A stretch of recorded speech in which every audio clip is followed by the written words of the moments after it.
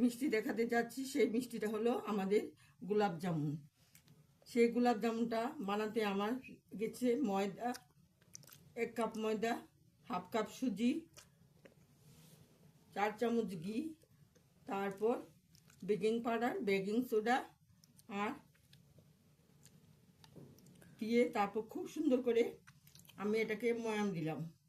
ময়াম দিয়ে 1 প্যাকেট গুঁড়ো দুধ তাতে দিলাম 10 টাকার গুঁড়ো দুধ দিয়ে ভালো করে ময়াম দিয়ে তারপর দুধ দিয়ে এটাকে সুন্দর করে মেখে নিয়েছি।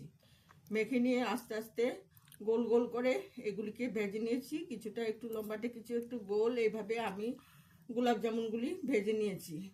ভেজে নেওয়ার পর আমি বন্ধুদের বলছি, আমাদের ইউটিউবের বন্ধুরা যতটা গোলাপ জামুন বা কত রকমের মিষ্টি তৈরি করতে পারে, সেই বন্ধুদের আমাদের সব বন্ধুদের যদি কোনো অকেশন বাড়িতে ডেকে নেয় তাহলে আমরা নিজেরাই কাফি করে দিতে পারবো অনুষ্ঠান বাড়িটা এইরকম মিষ্টি বানিয়ে। এই বলে আমি বন্ধুদের বলছি, যদি আমার এই গোলাপ জামুন মিষ্টিটা আপনাদের পছন্দ হয় তাহলে লাইক, শেয়ার এবং কমেন্ট করতে ভুলবেন না।